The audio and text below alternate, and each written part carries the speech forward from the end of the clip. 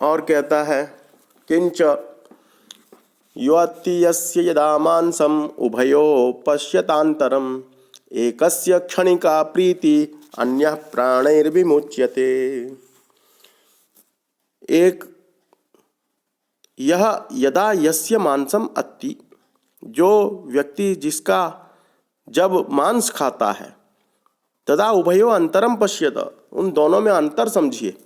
एकस्य क्षणिका प्रीति, एक को तो थोड़ी देर उसका मांस खाने का सुख मिलता है, जीव का स्वाद है, लेकिन दूसरा अन्य प्राणै विमुच्यते, दूसरा तो बिल्कुल जीवन से हाथ धो बैठता है, वो तो प्राणों को ही खो बैठता है, उसका तो सब कुछ चला जाता है। मर्तव्यमिति यद्दुःखं पुरुषस्योपजायते शक्यते नानुमानेन परेण परिवर्णितुम। पुरुषस्य मर्तव्यम इति यद्दुःखम उपजायते, अब मुझे मरना ही है, यह सोचकर कितना बड़ा दुख होता है। इससे बड़ा कोई दुख नहीं होता, बड़ा दुख होता है। मरणस्य सर्मर्तव्यमिति, पुरुष को जो दुख होता है, उस दुख को परेण, कोई दूसरा मनुष्य जो कि अभी जीवित है, उसका शक्यते नानुमानेन परेण परिवर्णितुम, वह उसका अनुमान भी नहीं कर सकता, अनुमान मात्र से परिवर्णितुम न शक्यते, वर्णन करना भी उसका संभव नहीं है। मर्तव्यम यदि यद दुखम पुरुषस्योपजायते, मैं मरूंगा, मुझे मर जाना चाहिए। मृत्यु को सामने देख करके उसे जो कष्ट होता है, दुख होता है, उसका जो जीवित व्यक्ति है उसका अनुमान करके उसका वर्णन भी करना उसके लिए बहुत कठिन है। अर्थात मृत्यु से बढ़कर के कोई भी दुख नहीं होता। और कहता है शृणु पुनः, और सुनिए, स्वच्छंदवन जातेन शाकेनापि प्रपूर्यते अस्य दग्धोदरस्यार्थे कह कुर्यात् पातकम महत्।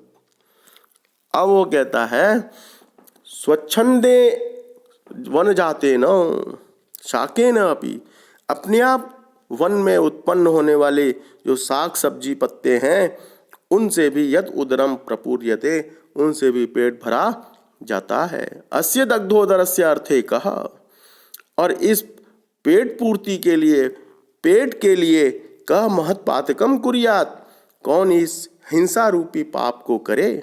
अर्थात कोई भी इस हिंसा रूपी, मेरे जैसा व्यक्ति कम से कम, जिसने चांद्रायण व्रत को धारण किया हुआ है, जो अहिंसा को परम धर्म मानता है, वह इस प्रकार के महत् पातक कर्म को, जघन्य पाप को, हिंसा रूप कर्म को, मांस खाने वाले कार्य को कैसे कर सकता है। स्वभावतः वन में उत्पन्न होने वाले जो शाक से भी जो पेट भर सकता है, वह इस पापी पेट के लिए कौन मनुष्य ऐसा जो घोर पाप करेगा। अर्थात कोई भी नहीं, लेकिन सच यह है बहुत सारे लोग इसी प्रकार का पाप रोज कर रहे हैं, इसी के लिए कर रहे हैं। एवं विश्वास्य सा मार्जारा तरु कोटरे स्थितः, इस प्रकार वह इस पर विश्वास करके, विश्वास दिलाकर वह बिडाल, वह बिल्ली मार्जार तरु कोटरे स्थितः, मार्जार जो है उस कोटर में, वृक्ष के कोटर में रहने लगा। ततो दिनेषु गच्छत्सु असौ पक्षी शावकानाम आक्रम्य कोटरम आनीय प्रत्यहम खादति, और तब कुछ दिनों के बीतने पर यह बिडाल पक्षियों के बच्चों को पकड़कर अपने खोखले में लाकर प्रतिदिन खाने लगा।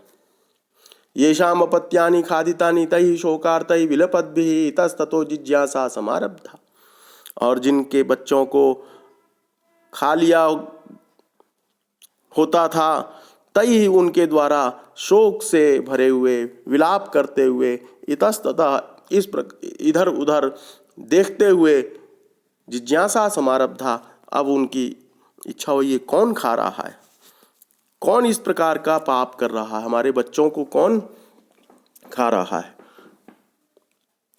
तत्परिज्ञाय मार्जारः कोटरान् निसृत्य बहिः पलायितः, और जब उसे ये समझ में आ गया कि पक्षी लोग अपने बच्चों को ढूंढ रहे हैं, तो ये सब समझ करके मार्जार जो था बिडाल कोटरान निसृत्य बहि पलायितः, उस कोटर से निकल करके बाहर भाग गया। पश्चात पक्षिभिः इतस्ततो निरूपयद्भिः तत्र तरु कोटरे शावकास्थीनि प्राप्तानि। और बाद में पक्षियों ने इधर उधर निरूपयद्भिः तत्र, वहाँ कुछ उपाय नहीं सूझा, तब भी तत्र तरु कोटरे, वहाँ पर वृक्ष के कोटर में ही शावकास्थीनि प्राप्तानि, अपने बच्चों की हड्डियां प्राप्त हुई। अनंतरम अनेनैव जरद्गवेन अस्माकं शावका खादिता इति सर्वैः पक्षिभिः निश्चित्य स गृध्रो व्यापादिता। और बाद में उन्हें ये लगा कि इस जरद्गव नाम के गिद्ध ने ही हमारे बच्चों को खा लिया है, ऐसा सारे पक्षियों ने निश्चित करके उस गृध्र को मिल करके मार दिया।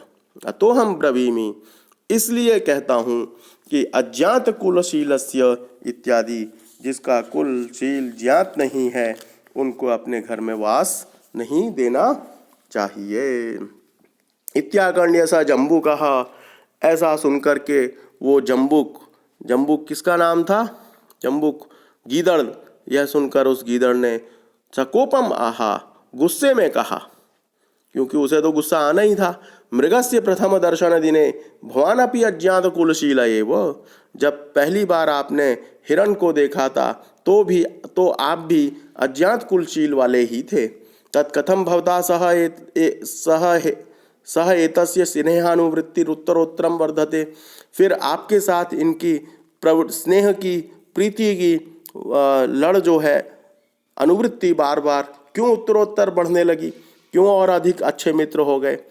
तो सुनो, यत्र विद्वज्जनो नास्ति श्लाघ्यस्तत्र अल्पधीरपि निरस्तदे पादपे देशे हिरण्योपि द्रुमायते। जहाँ पर विद्वज्जन नहीं होते हैं, तत्र अल्पधी अपि श्लाघ्य, वहाँ पर थोड़ा बुद्धिमान व्यक्ति भी प्रशंसनीय हो जाता है। निरस्त पादपे देशे, जहाँ पर वृक्ष नहीं होते हैं, वहाँ एरण्योपि द्रुमायते, एरण्य अंडी का वृक्ष भी पेड़ के रूप में कहा जाता है। अन्यच्च, और भी कहा है, अयम निजः परो वेति गणना लघु चेतसाम उदार चरितानाम तु वसुधैव कुटुंबकम। यह मेरा है, यह दूसरे का है, इस प्रकार की गणना जो करते हैं, इस प्रकार का मनोभाव लेकर के छोटा और ऊपर और नीचे करते हैं, छोटा और बड़ा करते हैं, ये छोटे चित्त वालों का काम है। उदार चरिता नाम तू, जो जिनका हृदय उदार होता है, बड़ा होता है, विशाल होता है, वे तो वसुधैव कुटुंबकम, सारी पृथ्वी ही को अपना परिवार मानते हैं, अपना भाई बहन के रूप में देखते हैं। जो भी जिस तरह से संबंध निभाता है उसको उसी रूप में देखते हैं। यथायाम मृगो मम बंधु तथा भवान अपि, जिस प्रकार ये मृग मेरा बंधु है, वैसा ही आपका भी बंधु है। मृगो अब्रवीत, मृग बोला, किम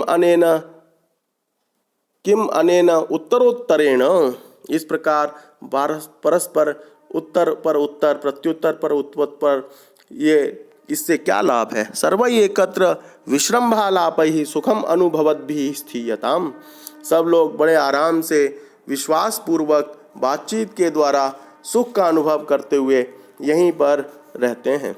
यतः, क्योंकि न कश्चित् कस्यचिन् मित्रं न कश्चित् कस्यचित् रिपुः व्यवहारेण जायन्ते मित्राणि रिपवस्तथा। कोई किसी का मित्र नहीं होता, न कोई किसी का शत्रु होता है, व्यवहार से ही मित्र और शत्रु जाने जाते हैं।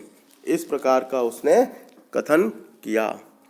काकेनोक्तम एवं अस्तु, कौए ने कहा ठीक है। अथ प्रातः सर्वे यथाभिमत देशम गतः, फिर सुबह सारे जिसको जहाँ पर जाना था वहाँ पर अपने अपने इष्ट स्थान को चले गए। और फिर एकदा निभृतम श्रृगालो ब्रूते, एक बार एकांत में चुपचाप श्रृगाल बोला, सखे अस्मिन् वनैक देशे सस्य पूर्णम क्षेत्रम अस्ति। मित्र, इसमें एक वन में ले जाकर कहने लगा, बड़ा हरा भरा क्षेत्र है। तदहम त्वाम तत्र नीत्वा दर्शयामि, मैं तुम्हें वहाँ पर ले जा कर के दिखाऊंगा। दिखाता हूँ। तथा कृते सति मृगा प्रत्यहम तत्र गत्वा सस्यम खादति। जब उसको वैसा दिखा दिया तो वह प्रतिदिन वहाँ पर जा कर के अनाज खाता था, घास फूस जो भी उसके मतलब का था, खेत में जो धान्य से पूर्ण था वहाँ जाकर वह धान्य खाने लगा। अथ दिन कतिपयेन क्षेत्रपतिना तदृष्ट्वा पाशा योजिता। और कुछ दिन बीत जाने पर खेत के मालिक ने उसको देखा और पाश में उसे फंसा लिया। अनंतरम पुनरागतश्च चरन मृगः तत्र पाशैः बद्धो अचिन्तयत्। और उसके पश्चात पुनरागतश्च चरन मृगः, फिर आने पर मृग को जब उसने चरता हुआ देखा, तत्र पाशैः वृद्धो अचिन्तयत्, बद्धो, और पाश में बंधा हुआ देखा, तब वह चिंतित हुआ। को मामितः कालपाशादिव व्याधपाशात् त्रातुम मित्राद अन्य समर्था। को कौन मुझे इस काल पाश से या ये जो मैं मरने वाला पाश हूँ, मारने वाला जो पाश है, इससे मुझे त्राण दिलाने के लिए मित्र के अतिरिक्त और कौन समर्थ हो सकता है। तत्रांतरे जम्बुकः तत्र आगत्य उपस्थितो अचिन्तयत् फलित तावत् अस्माकं कपट प्रबंधः मनोरथ सिद्धिरपि प्रायो में भविष्यति। तत्रांतरे, वहीं उसी अंतर में जम्बुकः तत्र आगत्य, वो गीदड़ भी वहाँ आ गया और उपस्थित होकर के सोचने लगा, ओ हो फलितः तावत् अस्माकं कपट प्रबंधः, हमने जो योजना बनाई थी, कपट किया था, जो षड्यंत्र रचा था, वह अब मनोरथ सिद्धि की प्राप्ति की ओर आगे हो रहा है। एतस्य उत्कृत्य मांसाद सृगलिप्तानि अस्थीनि मया अवश्य प्राप्तव्यानि तानि बाहुल्येन मे भोजनानि भविष्यन्ति। इसका जो मांस है और रक्त है, रक्त से सनी हड्डियां हैं, वह मेरे द्वारा अवश्य खाई जाएंगी और बहुत दिन तक मेरा ये भरपूर भोजन होगा। इस प्रकार सोच करके वह बहुत खुश हुआ, प्रसन्न होकर त्रायस्व माम, और ये कहने लगा, मेरी रक्षा करो। मृगस्तम दृष्ट्वा उल्लासितो ब्रूते, मृग उसको देखकर बड़ा उल्लसित होकर बोला, सखे छिंदी तावन मम बंधनम, अरे मेरे बंधनों को काटो, सत्वरम त्रायस्व माम, और शीघ्र ही मुझे यहाँ से बचाओ। यतः आपत्सु मित्रम जानीयात् युद्धे शूरे मृणे शुचिम भार्या क्षीणेषु वित्तेषु व्यसनेषु च बांधवान।